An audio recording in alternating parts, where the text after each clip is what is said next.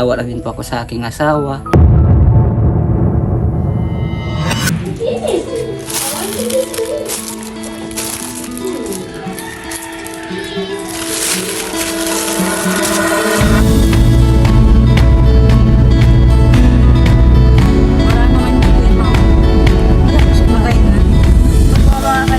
Welcome back to my vlog. So today po ay may pupuntahan po tayo na na beneficiary at si Kuya Red po ang nag-refer po sa atin nito. So interview natin saglit si Kuya Red. Ano Kuya Red? Kwento na pupuntahan natin. Kasi ito si Liit, nagtrabaho sa yung minanagin ko. Ang tawag nila dito kaburan. Ngayon, nag-CR daw siya ng gabi. Na-tiyempo naman yung ginawa nilang CR, yung dati ng pinagkaburan kaya malalim. So nung na-CR siya, na-tiyempo sa kanya, nabulok na yung ginawa nilang CR. Nalaglag siya doon sa loob. So dinala siya sa ospital na puno ng dumi. Kaya yun ang experience daw na na ayaw siya hawakan ng mga nasa ospital kasi siyempre puro dumi. Parang kinarwas pa siya, hindi na in-sprayan. Tapos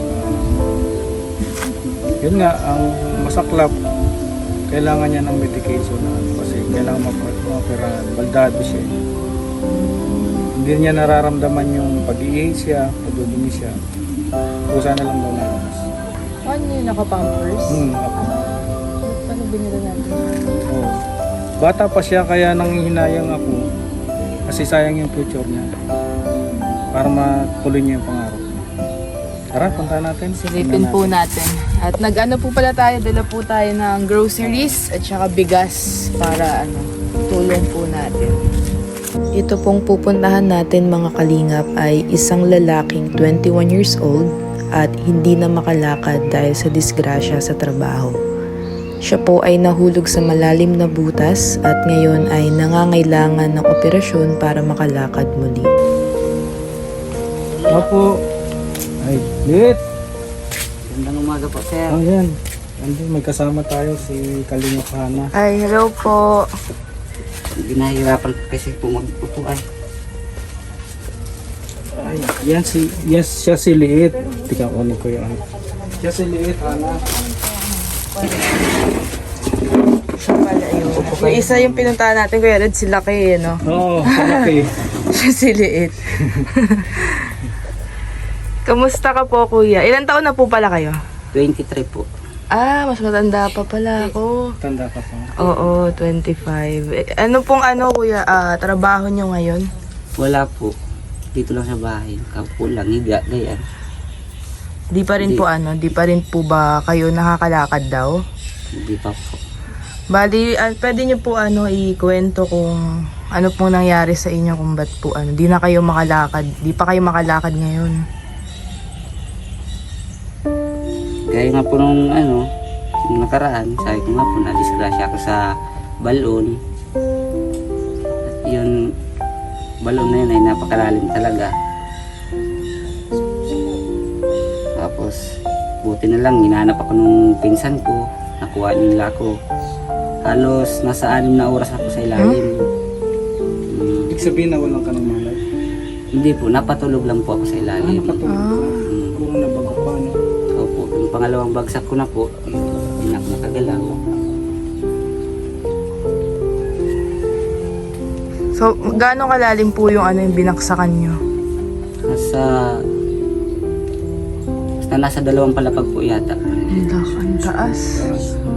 Paano ka po tinahanap ka po? Paano ka nahanap dun? Nung gabi na, at ang alam nila, nagbibili lang kami. May kasama naman ako. Tapos yung gabi na, naghahanap na sila at kulang na ngayong tauhan. Kaya pinagtulong-tulungan nila akong hanapin. Pero nung andun ka lang po, sigaw ka po ng sigaw? Opo, sigaw ako ng sigaw. Paano po yun? Duguan po ba kayo doon sa ilalim o hindi naman? Hindi naman po. Medyo lang yung likod ko. Nabali, opo. Tapos yun nga, dinala na ako sa Naga at hindi yan kaya sa provincial. Ang layo pa po ng biniyahe nyo? Doon pa po ako sa confine sa Naga. ko sana mapa-check up lang at wala kami pang pa-check up. Para matingnan kung anong resulta ulit nitong sa likod ko. Kailangan balikan. Opo. Saan po kayo magpapa-check up niyan? Pwede naman dito sa probinsya na o sa Naga. Pwede po sa probinsya. Follow-up check-up lang. Opo. Pa-check up lang. Paano po yan simula nung nung di po kayo nagtatrabaho? Paano po yung pang-araw-araw niyo?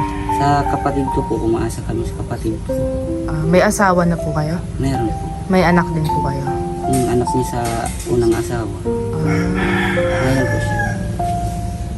Ay. Hello. 3 taon pa lang.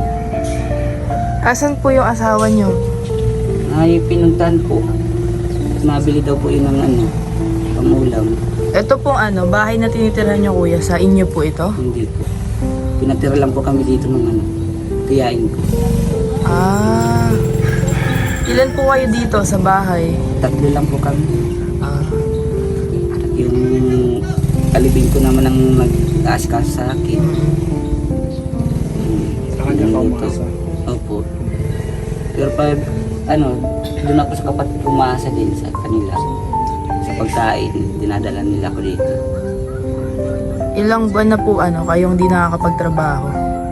Nasa June, July, August, October, November, December, January. Magwawalong buwan na po. Mag-iisang taon na din po pala. Simula po di po kayo pa-follow-up check-up po? Hindi pa po. Nagpa-check up lang po ako nung June 5, July 5 po. Huling check up ko. Hindi na po nasundan. Meron kaming dala sa'yo ngayon na grocery. May mga delata, may itlog, tsaka asukal, suka, toyo, mga Milo, gatas yan. Salamat, maraming salamat po. Tsaka Malaking tulong na po ito sa amin. Nilapit ka sa amin ni Kuya Red sa akin. Dahil may nakita nga daw po siya. So, ayan, konting tulong po muna yan sa ngayon. Pero babalikan ka po namin kasi may lalakarin ako. Pero pagbalik po namin dito sa diet, babalik po kami ulit sa inyo. Pwede po ba namin masilip yung Sige po. bahay nyo para makita? Papasok kami. Hindi mo madali. May kuryente kayo dito, kuya? Opo. Meron naman. Tubig din po, wala kayong problema.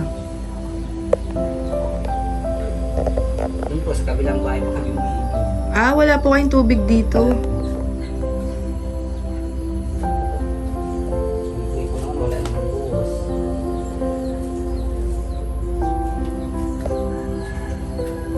So, ito po yung yung bahay nila. Mga kalingap. Hindi daw po to sa kanila. Pinapatira lang po sila dito. Kaya, wala din silang tubig. Pero buti po ay may kuryente sila dito. Yan, may gripo pero wala naman tubig. Subukan natin. Wala pong tubig.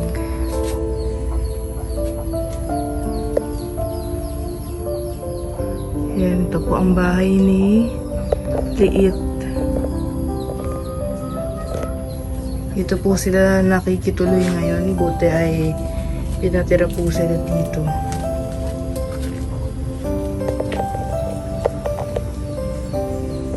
Kung may kahilingan ka, kuya, pwede bang malaman kung ano yun? Kung po, makakatulong, naghihingi po ako ng tulong para bumalik sa dati po ang paglalakad ko, makapagtrabaho ako ng maayos. Kasi naawa na din po ako sa asawa ko. At parang nahihirapan na din siya at siya lang din po nag-asikaso sa akin. Gusto ko din po sana makapagpa-check up at hindi na po ako nakakapagpa-check up ay. Magkano po check up niyo, kuya? Hindi ko lang po alam kung magkano pagpa-check up. Kasi nung nagpa-check up po ako nung July 5, libre naman po yun at follow-up check up sa Naga. Sa Naga pa po kami pumunta. Nabalik kami doon. Kaya sana po matulungan niyo ako. Sumasakit po ba ang paa nyo? Sa paa po, hindi sumasakit dito sa may baywang. Ah, Yan dito. Sa kadiaper pa. ay oo nga. Kaya sabi ko sana ay matulungan akong magaling. Ba't naka-diaper po kayo? Hindi nyo na po na... Hindi ko po nararamdaman yung pag-iihi ko at yung pag-CCR. Bakit daw po? Anong findings ng ano?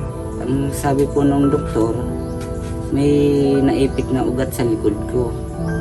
Hmm. Pag nakita ko sa x-ray, tapos sa MRI. Ang pang sabi ng doktor. Pero pag naoperahan ka daw, pwede daw pong bumalik sa normal ulit. Opo. Ay di nga po kami nakapagpa-opera at wala naman po, kapos-kapos kami sa pera. Lalo sa umaasa lang kami sa kapatid ko. Pag sumasakit po yung sa likod nyo, paano yun? May ininom po kayong gamot? Meron po. May ininom akong gamot. Kaso, naubos na din po yung gamot kong iniinom dyan. Parang, Try. parang pain reliever. Opo, pain reliever. Ganun po. Para maalis lang po yung sakit. Araw-araw po ba sumasakit? Hindi naman. Hindi naman po. Minsan lang, umaabot lang siya. Pero kailangan pong operahan yan. Dapat no, as soon as possible. Ano po. Yung paa nyo po na isa lang ang hindi nakakalakad. Pero yung isa po okay naman. Okay naman po. Angat naman ng maigi. Paano yung pagkain nyo dito, kuya? Okay naman nakakain naman kayo ng maayos sa isang araw. Mais po. Kaya minsan nga, saging. Yung mga tanim po dyan. Opo. Tulad ng tiniba ko yung saging yan yung tiyain ko. Binigay sa akin yung kalahati. Yan ang pong kinakain namin pag wala kaming bigas na at iisa mo lang din yung nagtatrabaho sa amin. Kung sakaling gagaling ka ba, pwede bang malaman kung ano mga plano mo? Opo. Dahil naumpisan ko na po yung dati kong trabaho na pagmimekaniko, gusto ko po sana makapagmekaniko na lang ulit pag gumaling ako. At yun din naman po ang naituro sa akin. Hindi pa po ako nadidisgrasya. Ilang taon po kayo nag-start magtrabaho? 17 po. Bali di po kayo tapos. Hindi po ako nakapagtapos. Nakaabot lang po ako ng grade 8. Nagtigil na din po ako. Patay na din yung magulang namin, si mama. Asan po pala yung magulang niyo, mama at papa niyo po? Si Nasaan? mama po patay na. Si papa nandun po, PWD din. Nandun naman po sa kabilang bahay dun po sa unang pinuntahan niya. Sino pong kasama ni tatay mo? Yung asawa din po ng kapatid ko. May nag-aalaga naman po Meron. sa kanya. Tulad yan, pag nangangalay, nahiga ako. Pati hindi po nagkakasugat likod nyo kakahiga. Hindi naman po, at malambot naman ito. Oo. Paano po yun pagligo nyo? Tinutulungan na lang po kayo ng ng asawa nyo. Tapos hindi ako makapagligo ng malamig. Kasi Mainit. parang mahapdi sa paa pag pag malamig. Paano yung pag naulan pala dito kaya hindi kayo nababaha? Hindi man po. Ganda naman po ang pwestong ito. Kaso maputik lang na kuya dun sa labasan nyo. Mahirap pag naglalakad lang kayo. Siya po. Yung sa pag-asikaso sa'yo ng asawa mo, hindi ka ba nahihiya sa kanya? Hindi nahihiya din nga po ako sa asawa ko at minsan ginagalitan niya pa po ako pero naiisip ko lang parang pabigat na ako sa kanya kaya gusto ko makapagtrabaho at makatulong din sa kanya. Tapos tulad nga nung kahapon naggalit sa akin at binibihisan ako, sabi ko dandahan mo lang naman iniwanan ako. Sabi inaisip ko, napaiyak ako nung kahapon kaya parang pabigat na ako sa aking asawa. May mga oras po na na gano'n na po yung iniisip nyo sa sarili nyo na... Iniisip ko pabigat na ako sa kanya. Pero hindi naman niya sinasabi yun sa'yo, hindi naman. Hindi naman po sinasabi sa akin. Sa ko lang po, feeling ko lang. Pabigat na ako sa kanya.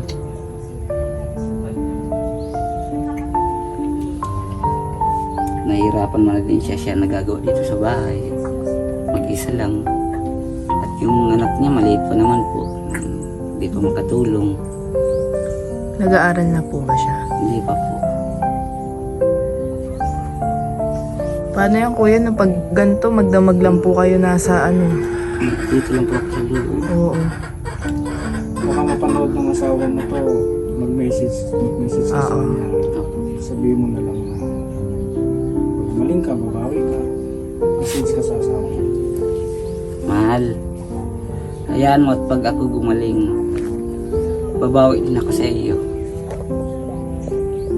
Makapagtrabaho lang ako ng maayos.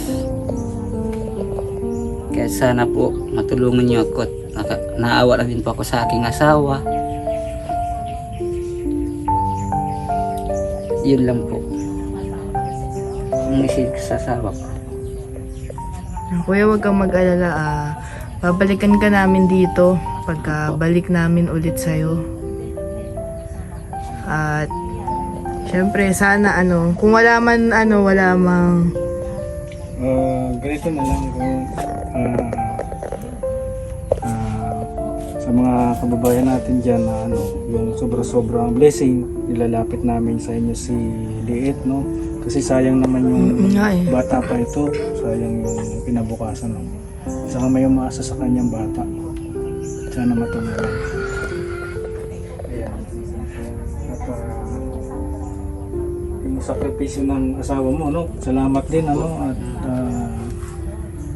hindi kanya iniwan sa sitwasyon mo. Yung nalibang iisip ko sa akin, buti lang at naandyan ka.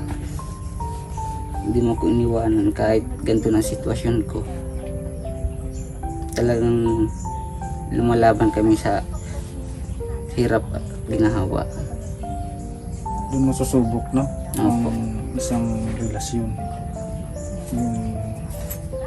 Ilang taon na po kayo ng asawa niyo pala? Mag 3 years na po. Bata pa po ako nung asawa ay 20. Bakit ka nag-asawa para mawala? Makalis ko na sa inyo. Kung minsan, ganun ang dahilan eh. Hindi naman po. Tulad ng kung gusto kong mag-asawa kasi man din po ay para makatulong din sa akin. Nahihirapan man din po kami sa buhay. Tapos maglayo dun sa bahay at isa lang din nang tatrabaho dun. Lang siya, kanin lang. Kanin lang, walang ulam. Ulam po. Nahanap lang si Papa ng pang-ulam. Kung anong makukuha ang ulam sa taniman. Tulad ng saging, kamote. Yun na uulam po namin. Ulam na yan. Ano po?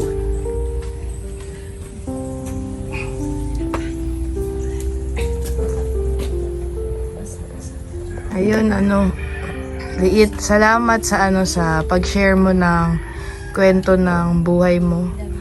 Huwag kang mag-alala, babalik kami sa'yo dito. Pero ngayon, ito lang muna ang mabibigay namin. Pero babalikan ka namin dito nila Kuya Red. Pagbalik ko dito sa sa diet. Tsaka papaalam din natin to kay kay Kuya Brooks para kung ano man ang matutulong ng Team Brooks sa'yo, mapag-usapan namin. So, salamat sa'yo, Maraming salamat din po lalo na po sa biyayang binigay ni Ma'am. Tsaka wag kang panghinaan ng loob. Kasi bata ka pa, madami ka pang mahaba pa buhay mo. Syempre madami ka pang magagawa. Wag kang mag-isip na pabigat ka o kaya kasi hindi naman habang buhay ganyan ka. So mag-positive ka lang, antay mababalikan ka namin. So, Maraming salamat po. Salamat din sa'yo. O nga pala, Liit, tanong ko lang, size ng pampers mo para sa pagbalik namin. Alam namin yung mga bibilin. Ano palang mga kailangan nyo dito? Yung isa po, makapagbigay po ng diapers. Yun lang naman po ang kailangan po para sa akin. Pampers lang po. At sana konting pagkain. Yun lang naman po ang hinihingi ko. At hindi naman po ako makapagtrabaho. Yung diaper mo, anong size? Medium po, adult diaper. Okay. Sige. Salamat sa iyo. Sa oras niyo, sayang din namin na naabutan yung asawa mo, pero pagbalik na lang namin. Baka mga second week ng Feb pa kami makakabalik, pero babalikan ka namin, ha. Salamat.